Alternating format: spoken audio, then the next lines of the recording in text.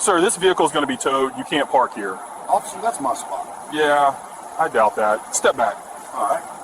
What makes you believe the car is illegally parked? Because you don't look like someone who works here. Oh, really? I am Chief Judge Henry McCarthy. This is my courthouse, and you just lost me. On a gray Tuesday morning, outside the Harrington Federal Building, an officer named Phillips made a decision so miscalculated, so completely disconnected from the observable facts in front of him, that it would cost the city $20 million and end his career before it produced a single arrest worth defending. At 8:47 a.m., his body camera activated as he approached a black man in a charcoal suit standing beside a 2005 silver Toyota Corolla in a clearly marked reserved space outside the federal building's secure entrance. Phillips told him the vehicle was improperly parked. He said it with the particular certainty of someone who had confused confidence for competence and hadn't yet encountered the situation that would teach him the difference. The man he was talking to was Henry McCarthy, sitting federal judge, appointed to the Northern District Bench 4 years earlier, preparing to enter the building where his courtroom was on the 3rd floor. Within 11 minutes, Phillips's assumptions, his refusal to verify, and the body camera recording every second of both would produce a scandal that settled for $20 million and became required reading in 3 federal oversight reports. Before we go any further, drop your city in the comments right now. And if you're new here, subscribe before this video ends. Stories like this one need to be heard, and your support is what keeps them coming. Harrington Federal Building sat at the intersection of Meridian Avenue and 5th Street in downtown Crestwood, a mid-sized city of roughly 300,000 in the Upper South, the kind of city where the federal courthouse anchored the professional district and the morning commute into its parking structure followed the same rhythms every weekday without variation. The building was 8 stories of reinforced concrete and reflective glass, housing 14 federal courtrooms, chambers for 11 district judges, offices for the U.S. Attorney's Division, federal public defenders, and the administrative infrastructure that kept all of it running. Its parking protocol was not ambiguous. The public garage occupied the building's east side, accessible from 5th Street with a standard ticket system. The secured lot on the west side required keycard entry and was designated exclusively for federal judicial officers, senior building administrators, and authorized security personnel. Every space in the secured lot was marked by name and title on a mounted sign visible from the entrance gate. Tuesday the 14th was a gray morning. Low clouds, temperature in the mid-50s, the particular flat light of an autumn day that hasn't decided whether to clear or darken. The federal building would run a full docket, 9 hearings scheduled across the 14 courtrooms, 2 jury trials entering their 3rd day, the steady traffic of attorneys and defendants and witnesses that filled the lobby security line by 8:30 every weekday morning. Henry McCarthy was 53 years old and had been a federal judge for 4 years. Before that, 21 years of legal practice, 8 as a public defender in the same city where he now presided, 6 as a senior attorney in civil rights litigation, 7 as a state court judge before his federal appointment. He had been nominated by name in a judicial review that described his courtroom as one of the most procedurally rigorous in the district. He was the 2nd black federal judge appointed to the Northern District in its history, a distinction he carried with the specific awareness that his conduct on the bench would be measured against a standard his predecessors had never been asked to meet. That Tuesday morning, he was preparing for a significant sentencing hearing, a public corruption case that had drawn regional media coverage for 6 months and would require him to deliver a ruling that balanced statutory requirements against mitigating factors his clerks had spent the previous week researching and documenting. He had been reviewing the pre-sentencing report since 6:30 that morning. He arrived at the secured lot at 8:43 a.m., his keycard opening the gate the way it had opened it every working day for 4 years. He pulled into his designated space, marked Judge Henry McCarthy, Northern District, on the sign that had carried his name since his appointment. He stepped out of the 2005 silver Toyota Corolla wearing the charcoal suit, white shirt, dark tie that constituted his standard pre-hearing attire. His briefcase was in his right hand. He was checking a message from his clerk when Phillips appeared from the building's west perimeter. Officer Phillips had been with the Crestwood Municipal Police Department for 14 months, assigned to the federal building security detail as a junior patrol function, the kind of posting given to newer officers as a structured environment for developing basic enforcement habits before street patrol. His responsibilities covered the public entrance, the lobby security screening assistance, and parking enforcement in the public garage on 5th Street. The secured judicial lot was outside his assigned zone. He had been walking the building's west perimeter, a route that was not in his posted assignment for that shift, when he saw the 2005 silver Toyota Corolla inside the secured gate and Henry McCarthy standing beside it in a charcoal suit. His academy performance record contained a notation his supervising instructor had written in the margin of his 3rd-month evaluation. Demonstrates difficulty distinguishing between authority and assumption, requires additional mentorship before independent patrol. He had met the minimal threshold for posting. The department had a staffing requirement. He had been cleared for duty. When Phillips saw McCarthy beside the Corolla in the secured lot, the thought that formed, captured in the sequence of what he did next, was not judicial officer arriving for a scheduled hearing, It was the thought that forms when assumption moves faster than observation. When a black man in a charcoal suit beside a 2005 silver Toyota Corolla in a restricted space gets processed through a framework that has already decided what it's looking at before it finishes looking. His body camera activated as he moved toward the gate. His stride carried the purposeful rigidity of someone performing authority rather than exercising it, the specific posture of an officer who has not yet learned that the two are entirely different things, and that the difference tends to announce itself at the worst possible moment. That moment was 47 seconds away. Henry McCarthy had driven the same car for 11 years, not because he couldn't afford something newer. A federal judge's salary, combined with 21 years of prior legal practice, had produced the kind of financial stability that made car payments a choice rather than a constraint. He drove the 2005 silver Toyota Corolla because it started every morning, held the road in any weather, and required nothing from him beyond the maintenance schedule he had kept without interruption since the original purchase. It was, in his considered opinion, a perfect car, not because of what it communicated, but precisely because of what it didn't. He had never been interested in the performance of prosperity. He was interested in the work. That orientation had defined everything about how he had built his career. The public defender years, 8 of them in the same city where he now presided, had been financially unremarkable and professionally formative in a way that no subsequent role had matched. He had learned in those 8 years what the law looked like from the position of the person who needed it most and had the least leverage to demand it. That knowledge had followed him through civil rights litigation, through the state court bench, and into the federal appointment that had placed his name on a sign in a secured parking lot on the west side of the Harrington Federal Building. He carried it into every ruling. It was the most valuable thing his career had produced, and it had cost him considerably more than a car payment to acquire it. The Corolla was part of the same philosophy. It was honest. It asked no one to make assumptions about its owner. It simply got him where he was going, which on Tuesday mornings meant the secured lot at 8:43 a.m. and the third-floor courtroom where the day's work was waiting. Officer Phillips operated from a completely different set of priorities. 14 months on the force had produced in him a reputation that his supervisors described carefully in evaluations and his colleagues described more directly in the break room. He was the officer who arrived at situations looking for a level of engagement that the situation hadn't yet warranted, the officer whose first instinct in ambiguous circumstances was assertion rather than assessment, the officer who had been assigned to the federal building detail, a structured, low-variable environment designed to develop basic professional habits, and had spent 14 months treating it as insufficient for his particular skill set. His academy notation said he confused authority with assumption. His colleague said he confused a federal building parking lot with a proving ground. Both were describing the same problem from different distances. The lesson that Tuesday morning would deliver, at a cost of $20 million in one career, is the one that the gap between Henry McCarthy and Officer Phillips made inevitable the moment Phillips saw the Corolla inside the secured gate. Not the lesson about credentials or parking spaces or verification protocol. The lesson about what happens when someone who has spent 11 years unbothered by appearances meets someone who has spent 14 months unable to see past them. Phillips saw the Corolla at 8:47 a.m. from the building's west perimeter path. He was not supposed to be on the west perimeter path. His assigned zone that morning was the public entrance on Meridian Avenue and the 5th Street garage, the standard junior detail posting that put newer officers in high-visibility, low-complexity positions while they developed the judgment that more demanding assignments required. The west perimeter was a separate route, covered by a different officer on the morning rotation.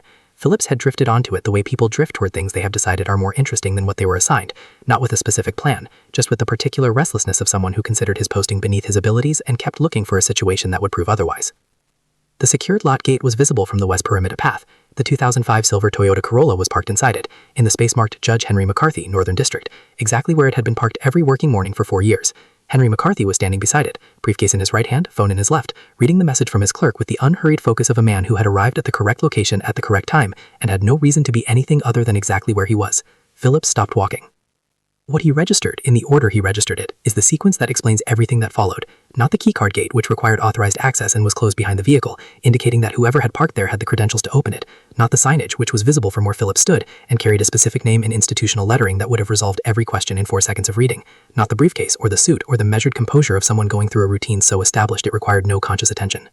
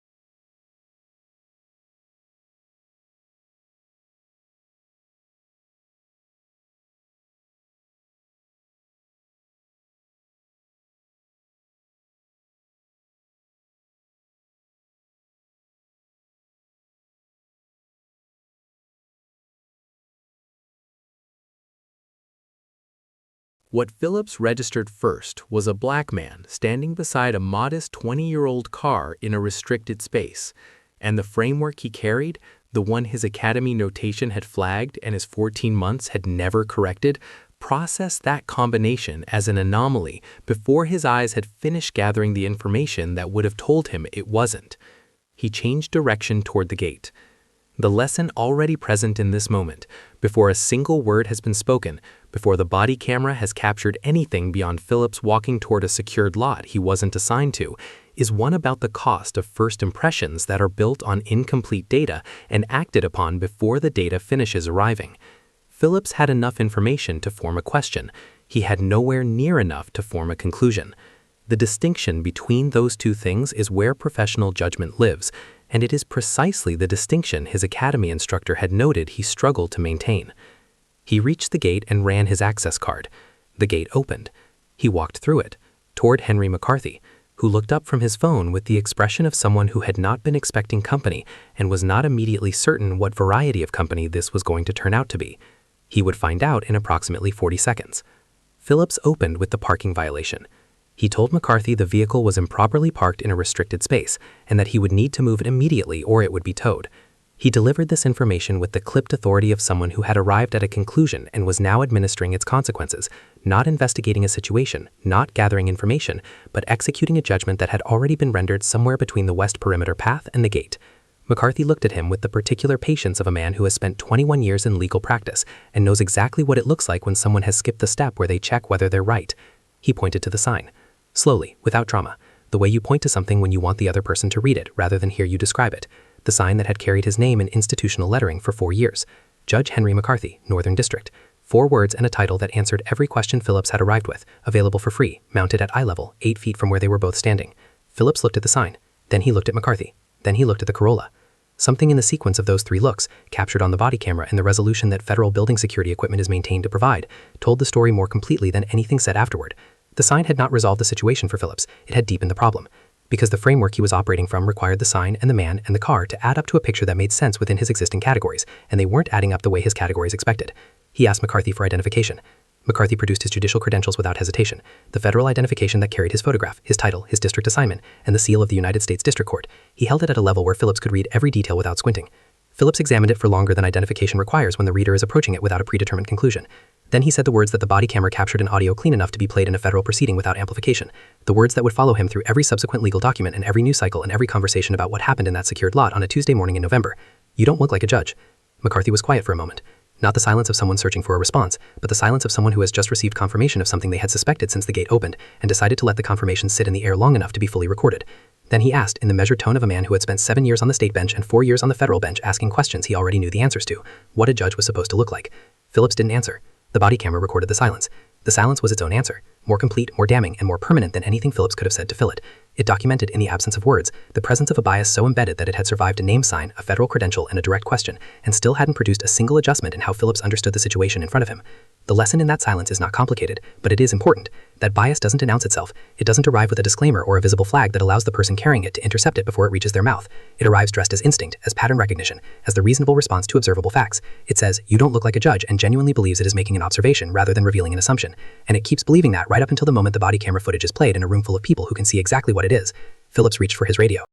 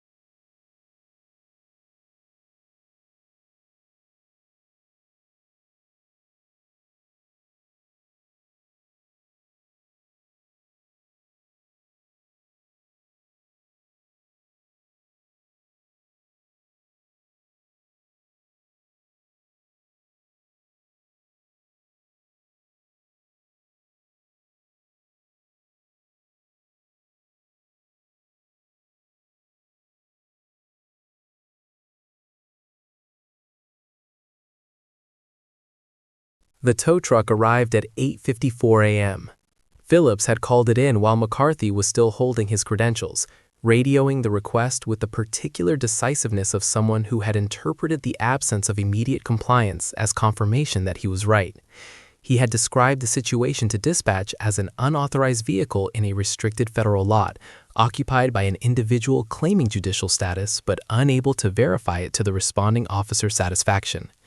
That last phrase, unable to verify it to the responding officer's satisfaction, would be read aloud in a federal courtroom 7 months later by an attorney who paused after finishing it and let the jury consider what standard of satisfaction Phillips had been applying to a federal credential, a named parking sign, and a direct question he had chosen not to answer.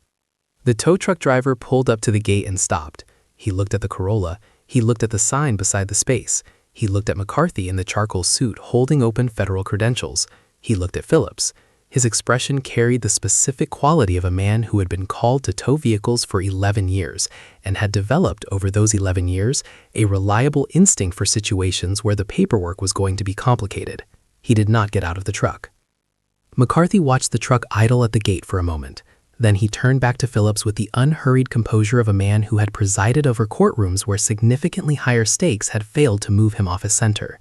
He had been patient. He had produced his credentials. He had pointed to his name on a sign that had been mounted at eye level for 4 years. He had asked a question that Phillips had declined to answer. He had done everything that the situation required of him, and several things it didn't. He looked at Phillips with the specific expression of a man extending a final courtesy before a situation becomes permanent. "Are you absolutely sure," he said, "that you want to do this?" It was not a threat. It carried no raised volume, no visible anger, none of the emotional charge that Phillips might have used to justify what came next. It was a question delivered with the precision of someone who knew exactly what the next 11 minutes were going to produce and was offering Phillips one last door before it closed. Phillips told the tow truck driver to proceed. The driver finally got out of his truck, slowly, with the body language of a man who had already decided that whatever happened next was going to be someone else's problem entirely. The officer who recognized McCarthy was named Reyes, not the same Reyes from Meridian Boulevard, a different one entirely, which is either coincidence or the universe's way of noting that good judgment tends to wear the same face regardless of the story it appears in. This Reyes was a 7-year veteran assigned to the federal building's interior security detail, the kind of officer whose familiarity with the building's daily rhythms had produced the specific institutional knowledge that 14 months on the job had not yet given Phillips, and might never have given him regardless of tenure. Reyes had been moving through the lobby toward the east entrance, which he glanced through the west-facing window and registered the scene in the secured lot. The tow truck at the gate, the silver Corolla with the hook being positioned beneath its frame, Phillips standing with his radio, and the man in the charcoal suit watching all of it with the composed stillness of someone who had asked a question, received an answer, and was now simply letting the answer run its course. She recognized McCarthy in the time it took to complete the glance.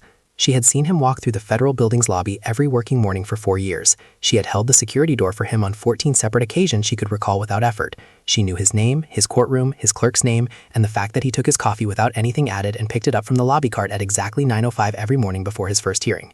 She was through the lobby door and moving across the west perimeter at a pace that the building's exterior camera would later record as the fastest she had moved in 4 years of morning shifts. She reached Phillips first. She didn't open with a greeting or a question or any of the procedural courtesies that inter-officer communication usually begins with. She said his aim once, the way you say a name when the subtext is stop everything you are currently doing before it becomes something neither of us can fix. Then she told him in a voice low enough that the tow truck driver at the gate couldn't hear it clearly but the body camera microphone could, exactly who was standing beside the 2005 silver Toyota Corolla in the space marked Judge Henry McCarthy, Northern District.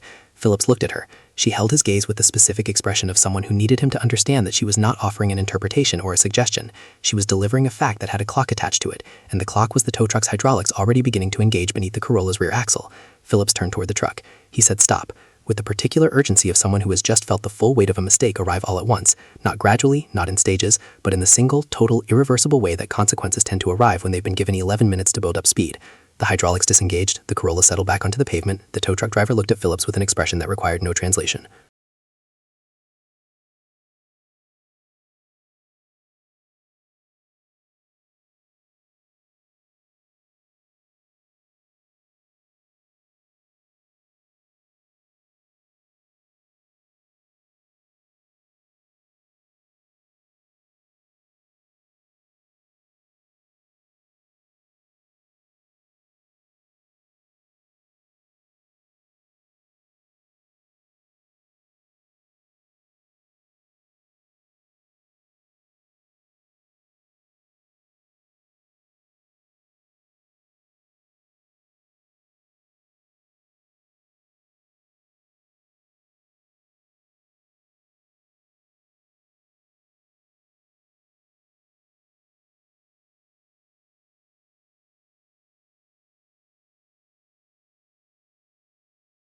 McCarthy had not moved.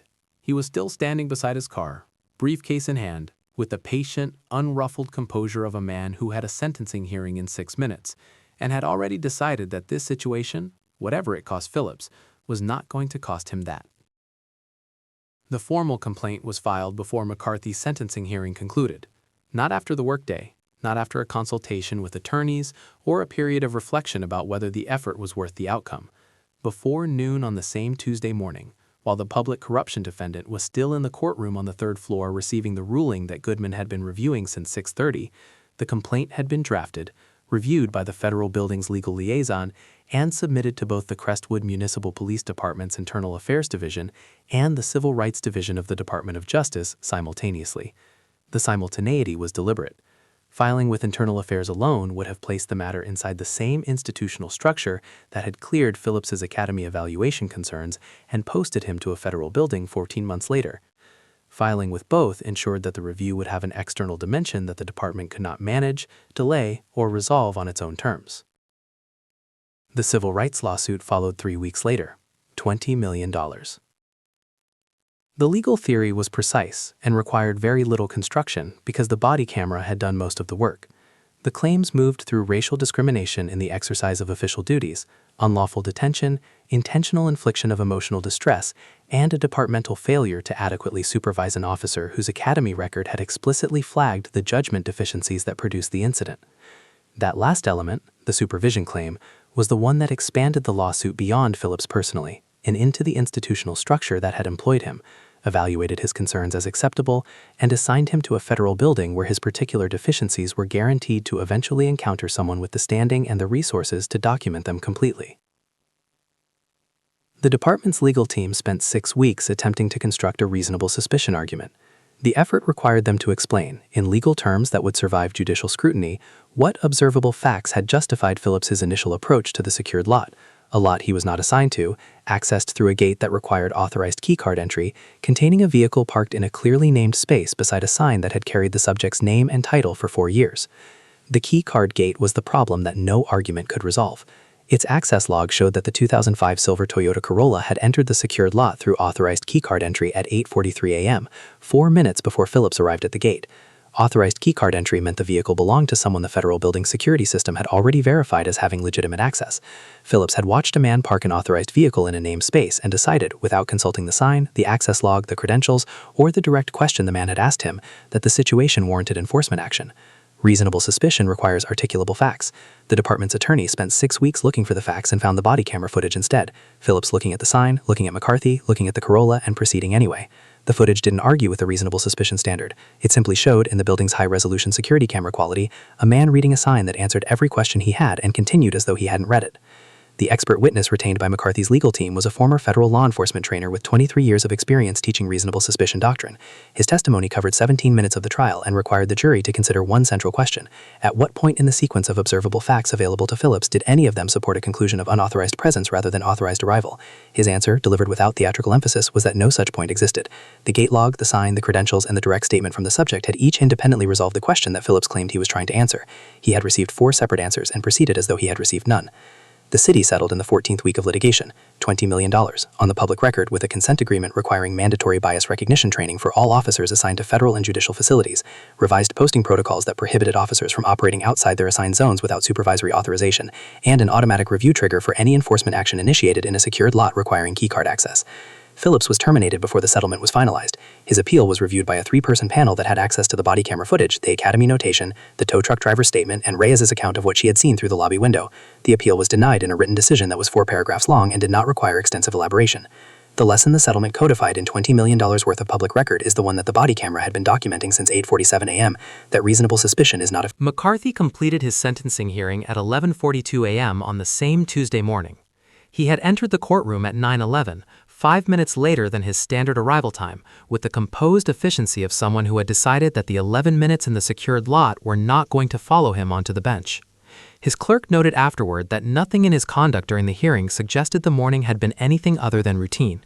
His rulings were precise, his questioning thorough, his management of what had been anticipated as an emotionally charged proceeding exactly what his reputation predicted it would be. He was, in the courtroom, exactly who the sign in the parking lot said he was. He had been that person before Phillips arrived at the gate. He remained that person after. What changed in the months that followed was what McCarthy decided to do with the 11 minutes that Phillips had given him. The civil lawsuit was not the end of it. The $20 million settlement was not the end of it. Those were consequences directed at the specific incident and the specific officer and the specific institutional failure that had produced him. What McCarthy pursued after the settlement was something with a longer reach: legislation drafted in consultation with civil rights attorneys, police accountability advocates, and the city council members who had read the body camera footage summary and understood that the secured lot on a Tuesday morning was not the beginning of the pattern, but simply the first time the pattern had produced a defendant with the standing to make it stop. The McCarthy Accountability Act, named by the City Council over his initial objection, accepted by him on the condition that the naming drew attention to the policy rather than the person, passed the Crestwood City Legislature 8 months after the settlement. Its provisions were specific and enforceable.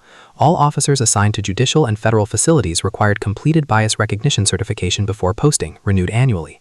Any enforcement action initiated outside an officer's assigned zone required documented supervisory pre-authorization or immediate post-incident review.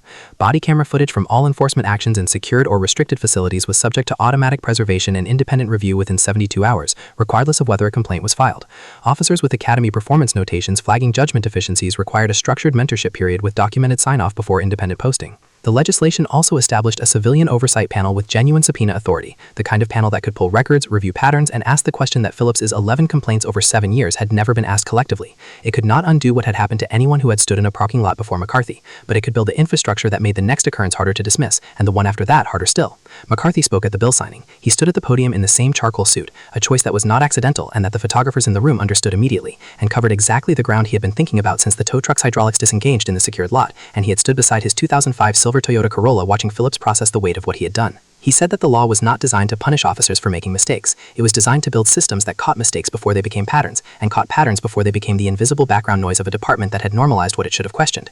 He said that the gap between what the sign said and what Phillips saw was not a gap that training alone could close. It required accountability structures that made the gap visible, documentable, and consequential regardless of who was standing in the parking lot when it appeared. He said that he was a federal judge who drove a 20-year-old Corolla to a named parking space every working morning and had been asked on one of those mornings to prove he belonged there. He said he understood that the question of belonging, who gets asked it, who never gets asked it, and what it cost the people who get asked it most, was not a parking enforcement question. It was the foundational question underneath every accountability conversation the city had been having and would continue to have until the structures designed to answer it were strong enough to make the answer reliable. Then he went back to work. Same route, same car, same space with his name on the sign. The 2005 silver Toyota Corolla started on the first turn of the key, the way it always did, which was the entire point. If this story held your attention from the first body camera click to the last word at that bill signing, if it made you think about what belonging costs, about what accountability requires, about what changes when the person being dismissed has the standing and the resolve to make the dismissal permanent, share it with someone who needs to hear it. Stories like Henry McCarthy's exist because someone refused to let 11 minutes in a parking lot go unanswered.